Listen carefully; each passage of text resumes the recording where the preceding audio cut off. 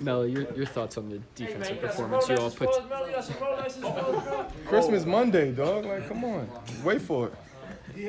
Your thoughts on the defensive effort that you all were able to put forth on the second night of a tough back-to-back. Yeah, I thought we took the challenge tonight, coming in here and, for one, realizing that we played these guys a couple of nights ago. And then secondly,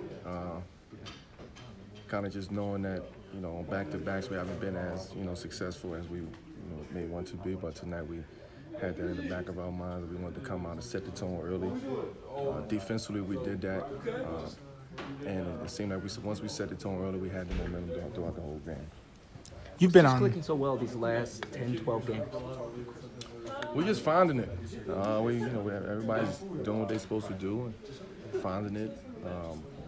Everybody's playing their game. Seems like we're not playing as intense, thinking so much out there in the basketball as we were a couple of weeks ago.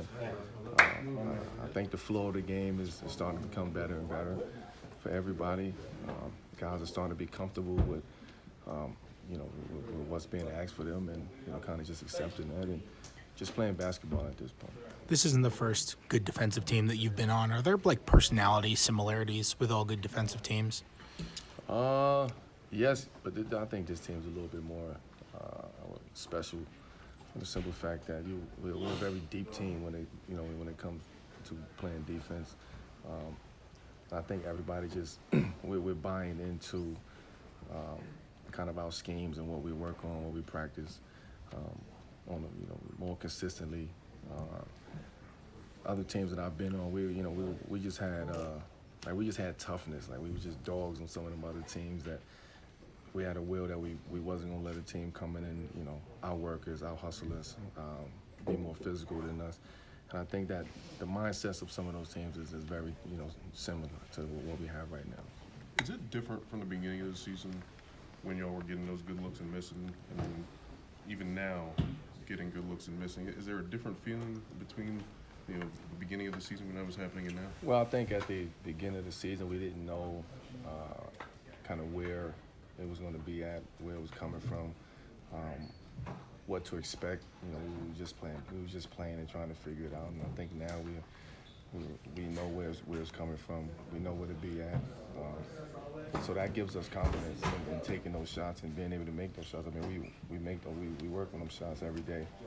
So it's just a matter of taking them, making them, being in the right spot, and being confident and comfortable with that. You jumped on him in the third quarter. What did you notice about that stretch? I think it was an 11-2 run or something like that in that third quarter. We just got after it. We got after it. We knew we was on the back-to-back. We didn't want to let our foot off the gas tonight, especially as far as having some momentum and giving them momentum on their home court. We know they're a tough team on their home court. So when they get in and the crowd get into it, we didn't want that. You got Houston coming up, and you were linked with potentially going to Houston in the summer. Have you given any thought to if that would have happened? No, not at all. No. You had 4 looks early in the season with Donovan Mitchell. What did you take away from each of the 4 times your team played up against him and how he's continuing to grow? And what was that conversation like with him after the game? Well, I can't tell you what I talked to him about after the game. That would be between me and him. But I think the Utah organization and the fans out here have something special that they can look forward to right now and in the future. I think he would be a great representation of the Utah Jazz, and he continues to get better and better. And I think you guys are watching something here that can be very special. What about the way it's turned out for both our teams, both you and Houston, him getting out to the start, taking out to you being friends with Chris? How do you feel about the way it's turned out for them and the way it's turned out for you here? I think to each his own, to be honest with you. I think everybody goes through their kind of ups and downs and their struggles and their triumphs differently. Ours, we was trying to figure out how we wanted to play, figure out what we wanted to do. Anytime you get a new team, new players, the style of play becomes different. The acceptance of many things. Guys have to accept that, and I'm pretty sure they had their own differences that they had to fight through, and we had our own differences that we had to fight through. Have you watched them at all? it's hard to watch. It's hard to watch other teams. Unless it's like a TV game, we got a day off, but it's hard to watch other teams. I mean, we know what they're doing. We understand what they're doing. We see how they play. They're not changing the way that they play. So I don't think it's nothing for me to watch.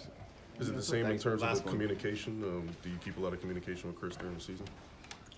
Yeah, I mean, what we have is just deeper than basketball. So it's, it's just more families, more, of a brotherhood that we have. So we talk about more than just basketball.